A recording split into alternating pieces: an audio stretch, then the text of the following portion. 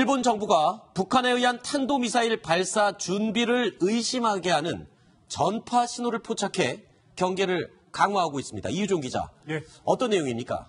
네, 일본 교도통신 등 일본 언론들이 주로 보도하고 있는 내용인데요. 네. 북한이 미사일 준비를 하기 위해서 하고 있는 전파 신호들이 다량 포착이 됐다. 네. 그래서 북한이 수일 내에 탄도미사일을 발사할 수도 있다라고 보도를 했습니다. 하지만 이게 확정된 것은 아니고요. 네. 며칠 내에 그럴 수 있다라는 것인데 다음 달 1일에 북한에서는 동계 훈련이 예정돼 있습니다. 네. 그렇기 때문에 북한군이 분주하게 움직일 수도 있기 때문에 꼭 미사일을 발사한다 그런 것은 아닐 수도 있다는 신중한 모습을 좀 보이고 있습니다. 네.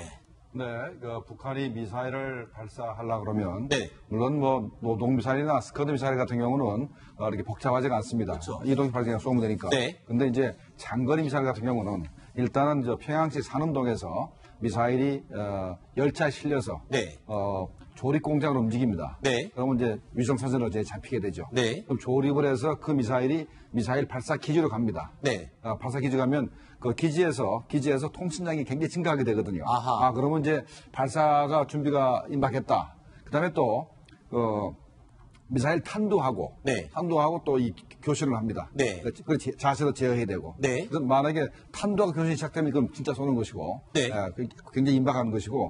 그다음에 이제 또 이 미사일을 쏘게 되면 네. 궤적을 추적해야 되기 때문에 네. 궤적 추적 레이더가 작동이 되기 때문에 아하. 이런 게 전부 다 움직이게 되면은 이제 쏘는 게 임박했구나라고 알 수 있습니다. 굉장히 어수선하게 많은 움직임들이 있어야만 미사일이 발사되는군요. 그러니까 그런 분주한 사전 움직임이 포착이 됐다라고 지금 파악을 하면 될 것 같은데, 이유종 기자 어떻습니까? 우리 군은 이 내용에 대해서 제대로 파악을 하고 있습니까? 우리 군도 비슷한 수준으로 느끼고 있습니다. 네. 실제로 미사일을 쏠 것인가 말 것인가 하는 그런 분주한 움직임들이 굉장히 북한에서 많이 감지가 되고 있고요. 네. 실제로 그런 레이더 모습이나 전파량의 사용이 증가되는 것을 우리 군도 감지하고 있어서 요의주시하고 있다. 이런 태도를 보이고 있습니다. 네.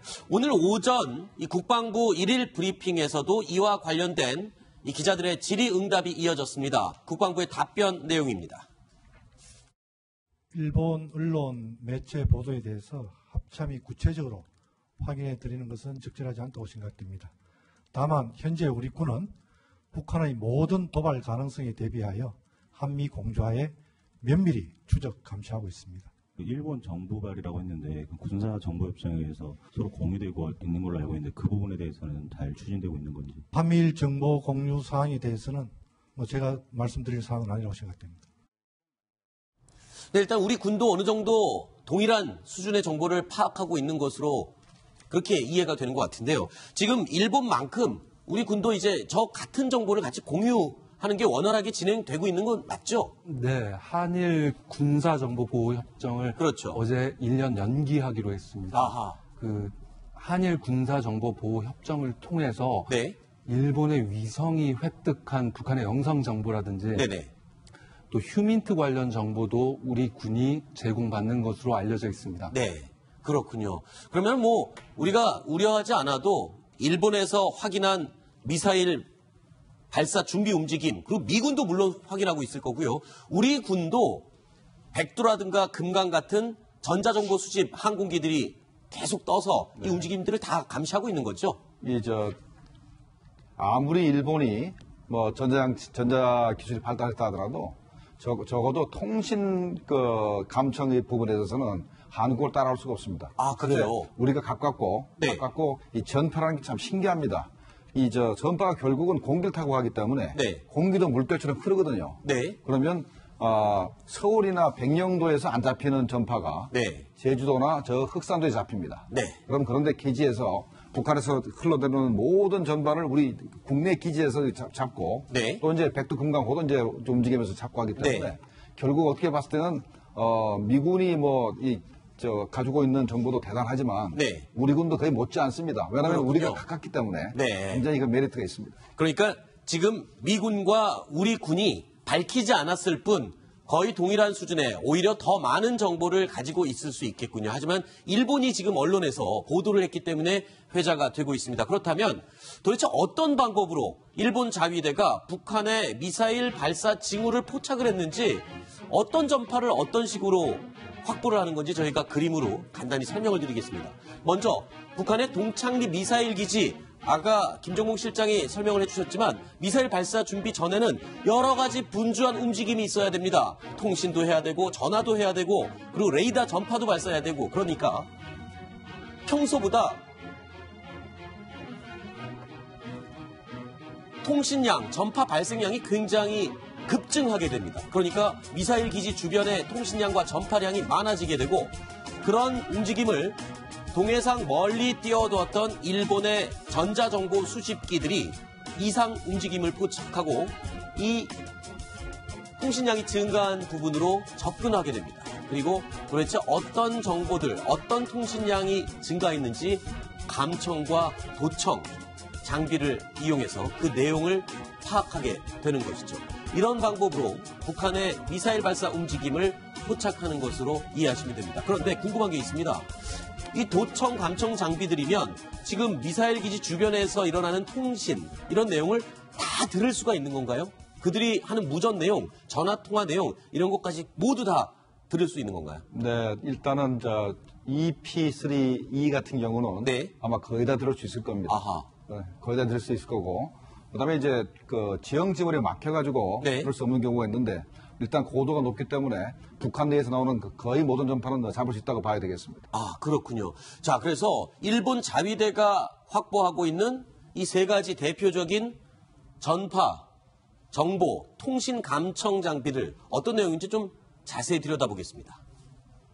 자, 그러니까 항공자위대, 우리로 치면 공군 소속으로 된 이 전자정보 수집기입니다. YS-11이라고 하는데 이거는 어떤 종류의 전자정보 수집기입니까? 네, 일본이 60년대에 영국의 도움받아서 자체 생산한 민간 항공기였습니다. 네. 민간 항공기인데 현재는 이게 기체가 낡아가지고 아하. 민간에서는 전혀 쓰지 않고 현재 항공자위대에서 이제 정보 전자 수집기로 네. 수집기로 쓰고 있는데, 사실 뭐 비행기 자체가 중요한 게 아니라 여기에 장착된 레이더가 중요한 거겠죠? 그러나 비행기도 굉장히 중요합니다. 아, 그래요? 자, 항속거리가 짧아가지고 오래 떠 있을 수도 없고, 아. 그다음에 프로펠러기는 높이 못 올라갑니다. 그렇군요. 그래서 그것도 문제가 있고, 그다음에 이제 기체가 작기 때문에 네. 전자장비를 많이 못 썼습니다. 네. 우리 국민들이 캄보디아에 관광을 갔다가 네. 앙카르와트 근처에서 비행기 떨어져서 다 죽은 경우가 기억나실 겁니다. 네네. 그게 그 비행기 바로 YS-11 비행기입니다. 아, 그렇군요. 그럼 해상자위대, 일본의 해상자위대가 보유하고 있는 전자정보 수집기 두 가지 대표적인 경우입니다. P3C와 EP3, 이 두 가지는 어떤 성능을 갖고 있는 자, 겁니까? P3C는 주로 이제 우리 군도 한 10여 대 가지고 있고, 네. 일본은 한 80대 정도 가지고 있습니다. 아. 가지고 있고, 근데 저거는 주 임무가 잠수함을 적발하는 해상 초계기라고 불리지만, 네. 그것도 이제 전자전기의 역할을 할 수가 있고, 네. 그다음에 P3C에다가 앞에 E자가 붙어서, 네. E자 붙어서 같은 기체인데 네. 전자 장치를 잔뜩 넣어가지고 아. 전자 기록 활용하고 있는데, 저거는 미군도 아직까지 쓰고 있습니다. 그래서 네. 앞으로도 한 5, 6년 이상 미군도 계속 쓸 것이기 때문에 네. 저게 아마 성능이 제일 좋다고 생각이 됩니다. 그렇군요. 자, 일본 자위대도 지금 북한 미사일 발사 움직임에 대해서 예의주시하고 있습니다. 항공자위대, 해상자위대가 보유한 전자정보 수집기들을 이용해서 도청, 감청을 통해 김정은이 준비하고 있는 미사일 발사 움직임 면밀히 관찰을 하고 있는 것으로 확인이 되고 있습니다. 자, 우리 군도 아까 금강 백두 같은 정보 수집기들이 지금 하늘 위에 떠서 감시를 하고 있다고 했는데, 우리 군도 정보 수집만 전문으로 하는 그런 부대가 있다면서요? 777 부대라고 하는 것 같은데. 많이들 아니까 그냥 네, 깜짝 놀라시네요. 말씀 많이 하시면 안 되는 부대. 얘기를 안 하려고 그랬는데 네. 말씀을 하시네요. 네. 아주 탁월한 부대고, 네. 자, 미국이나 일본 사람들이 아무리 북한 감청을 했다 하더라도 네. 한국말입니다. 그렇죠. 번역을 해야죠. 그거를 누가 잘 분석하겠습니까? 우리나라 사람들이. 그럼 아까 777이라 말씀하신 그런 사람, 거기 있는 부대에 있는 사람들이 네. 수많은 우리말을 잘하는 우리나라 국민들이 네. 외국에서 입수한 감청된 정보를 하더라도 네. 우리가 분석하지 않으면 미국은 알 수가 없습니다. 아. 그러니까 아무리 기계가 뛰어나도 네. 결국은 사람이 판단하는 것이죠. 그렇죠. 그러니까 777 부대, 장비나 위성 이런 것들은 미군과 일본이 훌륭할 수 있겠으나 획득한 정보를 제대로 번역하고 해독하는 데는 우리 한국군의 도움 없이는 정확한 해석을 할 수가 없겠군요.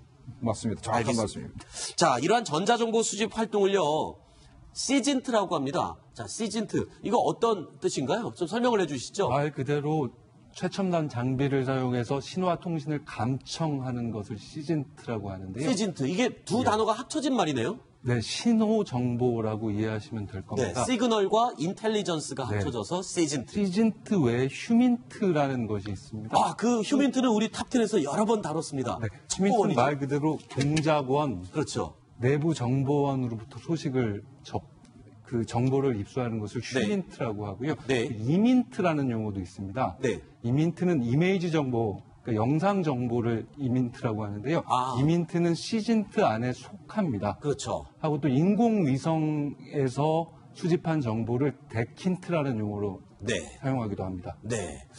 이 시즌트라는 용어 좀 생소하실지 모르겠지만 지금 한국과 미국 그리고 일본이 전자정보 수집기를 하늘에 띄워서 북한의 움직임을 예의주시하고 감청, 도청하는 이 모든 행동, 이것들을 시즌트라고 전문 용어로 이야기하기 때문에 저희가 이 용어를 좀 설명을 드렸습니다. 자, 지금 북한이 미사일 발사 준비 징후가 나타나는 여러 가지 신호들이 포착이 되고 있는데 그렇다면 이 명령을 내릴 제1인자인 북한의 김정은은 지금 어디서 뭐하고 있을까요? 영상 보시죠.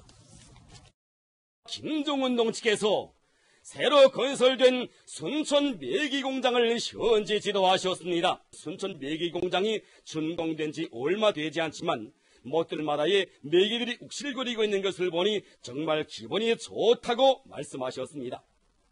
메기 공장을 갔다 않습니까? 네네. 저게 이제 우리 저 강에 있는 메기가 아니고 네. 열대 메기입니다. 열대맥이요? 네, 그래서 메기가 그 육식을 이제 사료를 아주 고기를 많이 든 사료를 아, 줘가지고 살이 더 많이 붙어 있군요. 굉장히 빨리 자랍니다. 사실 우리 민물 매운탕 먹으면 맥이 그렇게 살 많이 붙어 있지 않거든요. 근데 저기에서 양식하는 북한은 열대맥이야. 그러니까 종류가 다른 것이죠. 아. 그리고 저거는 이제 물이 뜨거워야 되기 때문에 따뜻해야 네. 되기 때문에 네. 항상 발전소 옆에 있는 폐열을 이용해서 저 메기를 키웁니다. 저게 이제 김정일 시대부터 했는데 네. 아들도 따라서 하는군요. 아, 김정일 시대 때부터 우리가 아는 메기와는 조금 다른 종류의 열대맥이 먹을 살이 많이 붙어 있다. 저거는 어디에 주로 쓰이는 식량으로 지금 저렇게 양식을 하는 걸까요? 김정은이 사실 이제 이미지 정치를 하는 거죠. 당연히 그 식량난이나 이런 것들을 해결하기 위해서 그런 건데 네. 9월 15일 날 홋카이도 상공 너머로 미사일 발사를 하고 난 다음에 동영상으로 움직이는 뉴스가 지금까지 단 한 번도 나온 적이 없었거든요. 그렇죠. 김정은 지금 모습 보시는 것처럼 그 한 2달 사이에